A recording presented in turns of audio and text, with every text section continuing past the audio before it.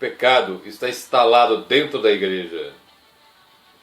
Ele está de tal forma presente no meio cristão que já está dando princípios e normas para que os cristãos vivam e ajam segundo o que ele quer e determina.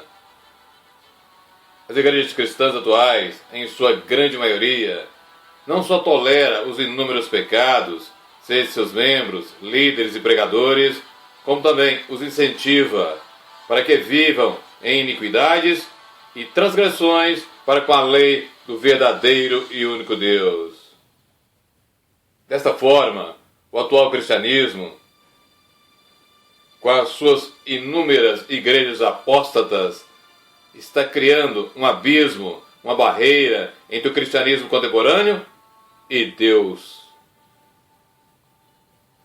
Veja agora comigo o que Isaías 59, 1 e 2 nos diz a este respeito. Eis que a mão do Senhor não está encolhida para que não possa salvar, nem o seu ouvido agravado para não poder ouvir. Mas as vossas iniquidades fazem divisão entre vós e o vosso Deus, e os vossos pecados encobrem o seu rosto de vós, para que não vos ouça. O cristão apóstata, ou que vive orientado e dirigido pelo pecado, não desfruta do favor de Deus, nem da sua presença ou livramento. E as suas orações não serão atendidas. Salmo 66, 18, Evangelho de João 9, 31. Hoje, muitos professam ser cristãos, frequentam igrejas e mostram que servem a Deus, mas não aceitam a fé apostólica original do Novo Testamento, e nem as exigências bíblicas ordenando que os cristãos separem-se da injustiça. A autêntica pregação bíblica de um homem de Deus não é mais aceita por inúmeras igrejas. Essas igrejas desejam sermões que apresentam um evangelho menos exigente. Elas não aceitam trechos da palavra de Deus que tratam de arrependimento, pecado, perdição, necessidade da santificação, da santidade e de separação do mundo. Esses falsos cristãos buscam pastores, pregadores, que toleram seus desejos egoístas e mundanos. Escolhem pregadores com dons de oratória, com a habilidade de divertir o povo e com uma mensagem que lhes diga que é possível ser cristão e continuar vivendo segundo a carne. As igrejas atuais perderam a ordem e a organização cristã e bíblica. Perderam a ordem e a organização cristã e bíblica. Elas não são mais igrejas, mas empresas humanas somente, que visam o lucro monetário e financeiro de seus pastores e mestres.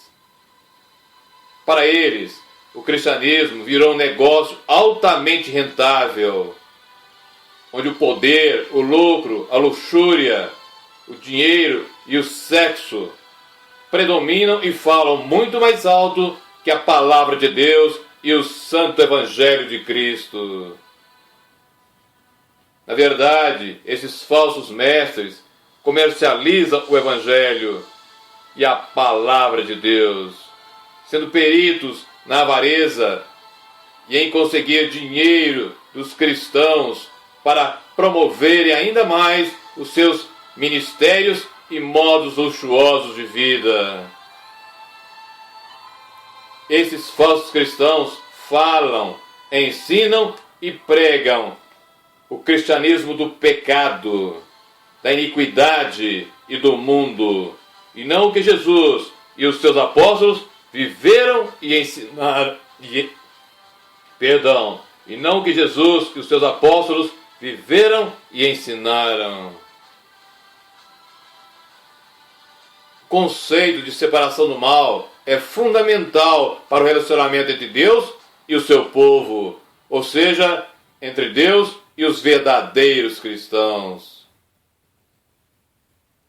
Todo cristão deve ser separado moral e espiritualmente do pecado e de tudo quanto é contrário a Jesus Cristo, a justiça e a palavra de Deus.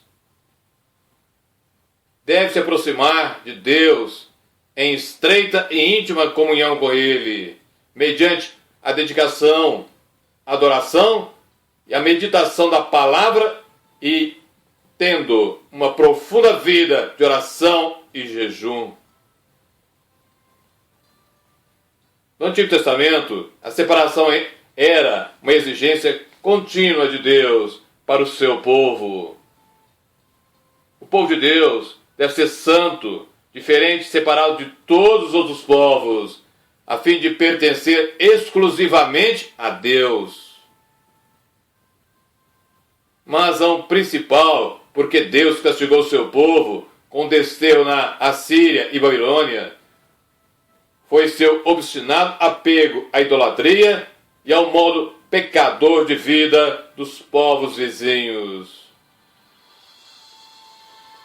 No Novo Testamento, Deus ordenou a separação entre o cristão e o sistema mundano ou mundial, corrupto e também a impiedade. E a separação também entre o cristão e aqueles que na igreja pecam e não se arrependem de seus pecados também é necessária. Deus ordena a separação entre o cristão e os líderes, ou mestres, ou pastores, ou igrejas, ou seitas falsas que aceitam erros teológicos e negam as verdades bíblicas. A atitude de todo e qualquer cristão verdadeiro nessa separação do mal deve ser de ódio ao pecado, à impiedade e à conduta de vida corrupta do mundo. Deve ser de oposição à falsa doutrina, além de amor genuíno para com aqueles de quem deve se separar e ter um profundo temor a Deus, além de crescer sempre mais no processo de santificação.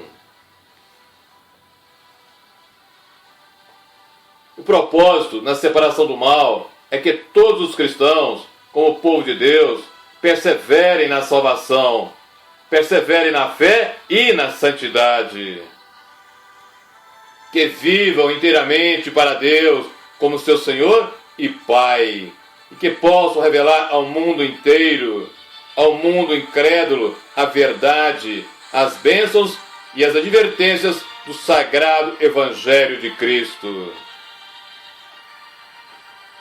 O cristão que deixa de separar-se da prática do mal, do erro, da impureza, terá os resultados inevitáveis da perda de sua comunhão com Deus, da sua aceitação pelo Pai, terá também a perda de ser filho de Deus, a perda de fazer parte do povo de Deus e, portanto, deixará de ser cristão bíblico e verdadeiro. E a possibilidade de deixar de ser cristão bíblico e verdadeiro nos é mostrado a todos na carta aos Hebreus, capítulo 3, do versículo 7 ao 19. A possibilidade do cristão não entrar no repouso prometido por Deus é ilustrada pelos israelitas que deixaram de entrar na terra prometida após Moisés conduzi-los para fora do Egito. O escritor da carta aos Hebreus enfatiza duas coisas nesse texto que citei, Hebreus 3, do 7 ao 19. Primeiro, os israelitas experimentaram o poder redentor de Deus. Viram as obras poderosas de Deus, porém se tornaram desobedientes, porque não queriam crer nas promessas, nem acolher as suas advertências. Por isso, morreram no deserto e deixaram de entrar na terra prometida. 2. As experiências iniciais que os israelitas tiveram com Deus não garantiram sua chegada em paz a Canaã, a terra prometida.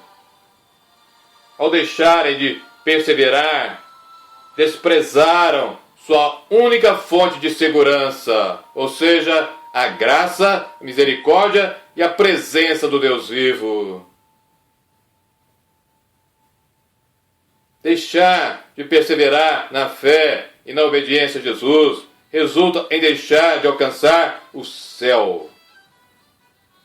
Eu repito, deixar de perseverar na fé e na obediência a Jesus resulta em deixar de alcançar o céu. A palavra de Deus mostra quem vai entrar no repouso de Deus, ou seja, no céu. Hebreus 4:12 diz que a palavra de Deus, é uma espada cortante que penetra no mais íntimo do nosso ser para discernir se nossos pensamentos e motivos são espirituais ou não. Ela tem 2 gumes e corta ou para nos salvar ou para nos condenar à morte eterna. Hebreus 4:12 nos afirma: porque a palavra de Deus é viva e eficaz, e mais penetrante do que qualquer espada de 2 gumes, e penetra até a divisão da alma e do espírito, e das juntas e medulas, e é apta para discernir os pensamentos e as intenções do coração. E o versículo seguinte, o 13, acrescenta: e não há criatura alguma encoberta diante de Deus. Antes, todas as coisas estão nuas e claras aos olhos daquele com quem temos de prestar contas. Todas as coisas estão nuas e claras aos olhos daquele com quem temos de prestar contas. O Evangelho de João 15, do versículo 1 ao 6, nos ensina sobre a videira verdadeira e os ramos. João 15, do 1 ao 6. É Jesus falando.